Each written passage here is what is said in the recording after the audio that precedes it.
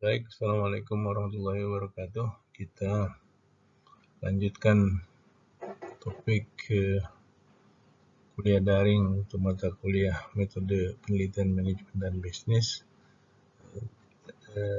teknik analisis data dengan pemberian yang lebih complicated, di mana jumlah variabelnya lebih banyak. Dari 3 tahap analisis data ini, kita hanya akan fokus di analisis pengujian hipotesis. Datanya masih tetap sama, data yang di bagian 1. Dan di sini kita pada analisis pengujian hipotesis. Teladan 2 ini memberikan contoh analisis data dengan menambahkan satu variabel moderator pada teladan 1. Dalam teladan ini, variabel terdiri atas variabel bebas X1 dan X2, variabel moderatornya X3, dan variabel terikatnya X4. Paradigma penelitiannya seperti ini untuk analisis regresi. Jadi ada 2 persamaan regresi dengan 2 variabel bebas, yaitu Y merupakan fungsi X1 dan X3, dan Y merupakan fungsi dari X2 dan X3. Y A1 B1 X1 tambah C1 X3, Y A2 B2 X2 tambah C2 X3, dan regresi yang lainnya Y sama dengan B0, B1 X1, B2 X2, dan B3 X3. Sedangkan analisis jalurnya ini jadi lebih panjang jalurnya.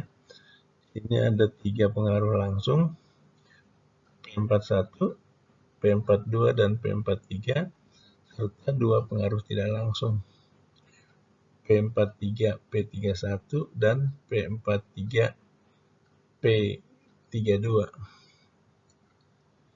Nah, kita ingin lihat apakah analisis regresi dan analisis jalur ini mengindikasikan bagaimana fungsi atau peran atau pengaruh X1, X2, X3 terhadap X4, terhadap Y. Bagaimana pengaruh X1, X2, X3 terhadap Y, yaitu regresi berganda dengan 3 variabel bebas. Ini kita melihat yang ini. Ya, ada 2 regresi dengan 2 variabel bebas, dan ada 1 regresi dengan 3 variabel bebas. 2 persamaan regresi dengan 2 variabel bebas, dan 1 persamaan regresi dengan 3 variabel bebas. Nah, ini hasil analisis regresi, di mana regresi dengan 2 variabel bebas, 1 persamaan menunjukkan bahwa koefisien B1 itu positif dan signifikan. Sedangkan di persamaan yang kedua, itu B2 itu negatif tetapi tidak signifikan. Dan ini sejalan dengan hasil regresi dengan 3 variabel bebas, di mana B1-nya positif signifikan, tapi B2-nya itu negatif tetapi tidak signifikan.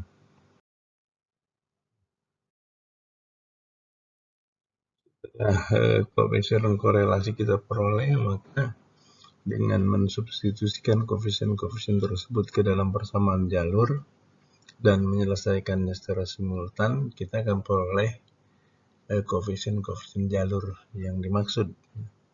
Ini ada persamaan jalurnya, kemudian tiap persamaan jalur mengandung koefisien korelasi, dan setelah disubstitusikan kemudian diselesaikan secara simultan.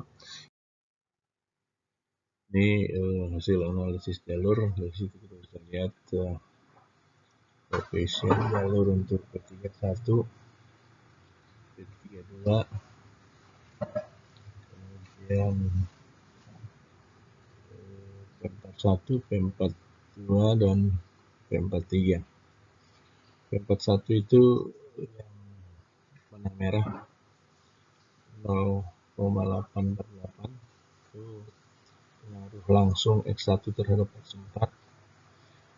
P42 yang warna yang biru pengaruh langsung X2 terhadap X4, nilai negatif minus 0,399, dan P43 pengaruh X3 terhadap X4 itu 0,439. P31, P32 itu bisa kita baca dari hasil analisis ini. Di sini dalam analisisnya diasumsikan bahwa P21 itu sama dengan R12 supaya persamaan ini terselesaikan. Dari hasil analisis jalur itu pengaruh langsungnya itu P41 itu positif signifikan, P42 itu negatif signifikan, P43 itu positif signifikan. Pengaruh tidak langsungnya itu jalur kuning positif signifikan, ya, yang X1 itu berarti, dan jalur hijau itu negatif dan signifikan. Jadi memang ini kita peroleh secara manual. Mungkin saudara bisa gunakan software-software yang ada untuk melakukan analisis ini. Saya sengaja memilih yang sederhana, kemudian yang manual supaya logikanya bisa segera nempel gitu. Kalau kita pakai yang software langsung ready-made, software itu langsung jadi, kan kita cepat juga dapat hasilnya, tapi kita kadang-kadang nggak bisa ngikuti logikanya. Saya kira demikian ini untuk bagian yang kedua, teladan yang kedua. Kita simpulan. Analisis regresi dan analisis jalur memperlihatkan kecenderungan yang sama pada model yang lebih besar, misalnya pada regresi dengan 3 variabel bebas dan model jalur dengan 2 variabel bebas dan 1 variabel moderator. Hasil analisis, baik analisis regresi yang hanya memperlihatkan koefisien regresi, menyimpulkan bahwa koefisien B1 itu positif dan signifikan, B2 negatif dan signifikan, dan B3 positif dan signifikan. Hasil analisis jalur pada analisis dampak langsung bahwa dampak X1 positif dan signifikan, dampak X2 negatif dan signifikan, dan X3 positif dan signifikan. Jadi itu kesimpulan yang bisa kita ambil dari kasus ini. Selanjutnya saudara-saudara akan melakukan exercise baik untuk pengolahan data menggunakan model regresi dan pengolahan data menggunakan model jalur. Untuk exercise 12.1 ini analisis data dengan 2 variabel bebas baik untuk analisis regresi maupun analisis jalur. Saudara ikuti contoh pada bagian pertama teladan 1. Tapi datanya silahkan gunakan data saudara sendiri.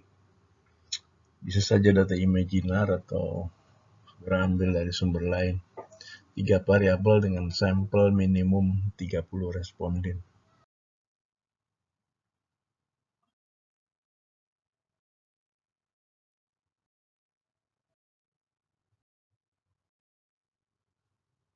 Untuk exercise 12.2, analisis data 3 variabel bebas, baik untuk analisis regresi maupun analisis jalur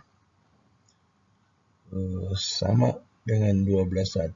Silahkan gunakan data saudara, bisa saja data imajiner atau saudara ambil dari sumber lain, karena ini sekedar exercise.